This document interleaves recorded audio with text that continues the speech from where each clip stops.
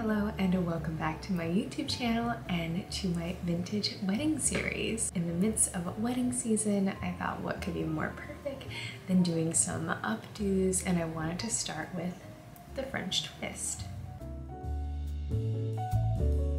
So I think this is a great hairstyle for anything wedding themed, and there's so many fun variations that you can try. Some are more vintage than others. I think it's a great hairstyle for a wedding guest or you to get some inspiration for wedding season.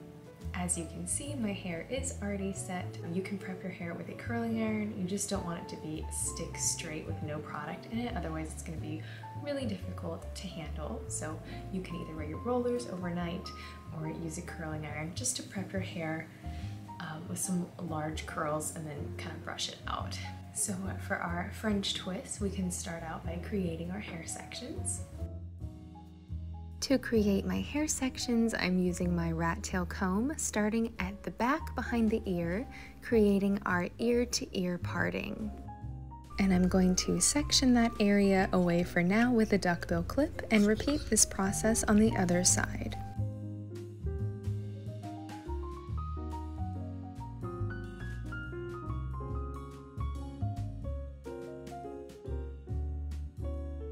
You're going to want to have some bobby pins handy, a comb, some hairspray, and if you want to back comb, a teasing brush.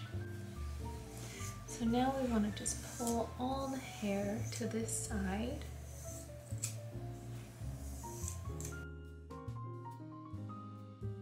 Create a wall of bobby pins.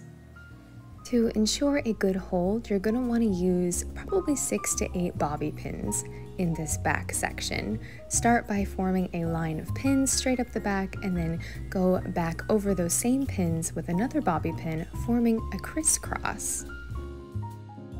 This will give you the strongest hold and the most support.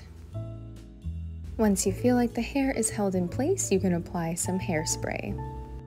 And if the bobby pins are doing their job, the hair should stay in place. You can brush through the end of the hair and wrap it around your fingers.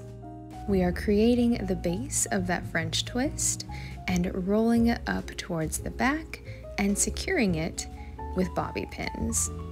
Your positioning is up to you, so you can wear as high or as low on the back as you like.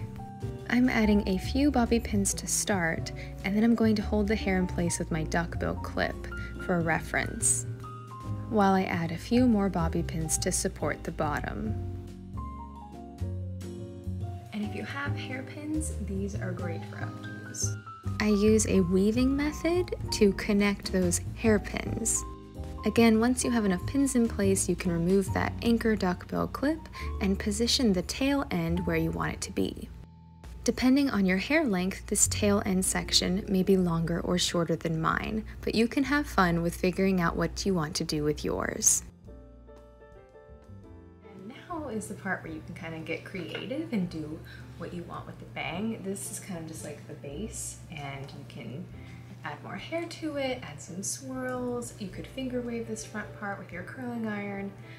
It's kind of up to you. I kind of just like to wing it. Again, I'm using the rat tail comb to separate the bang from the side section, and I'm going to comb the side section back and pull it across the French twist to the other side, pinning it in place with the bobby pin. This hair section will be our final curl at the end. And we can repeat the same process on the other side. And of course, you can apply as much or as little teasing as you like.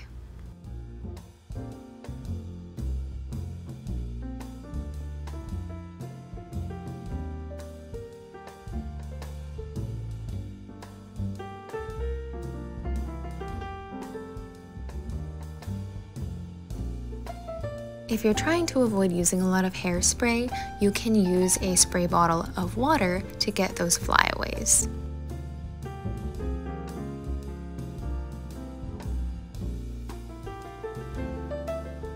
For the bang section, I decided to just comb through it and create a little pin curl, starting by rolling up that end piece around my fingers and and securing it with a bobby pin.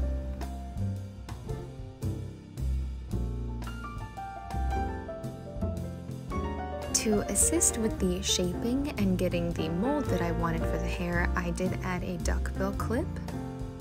This helps to manipulate the hair into that vintage silhouette that I like.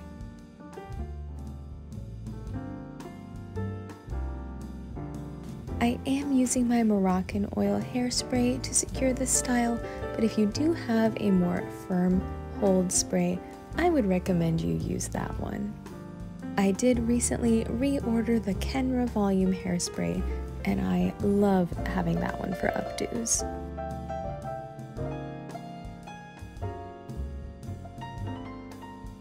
Finally, we can return to the back and finish off that last strand of hair.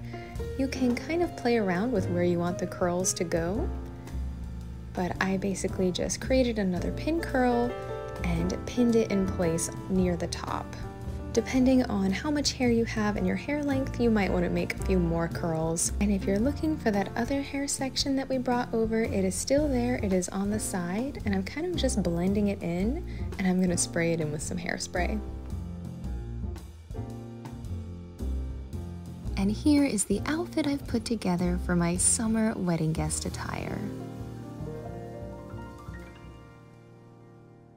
I'm wearing the Grace tie front dress by Bombshell, paired with my favorite 1940s sun hat, 1960s clip-ons, and a linen clutch. And for the footwear, I have a peep toe sandal by Lifestride. I hope you enjoyed this hair tutorial and some classic vintage-inspired styling.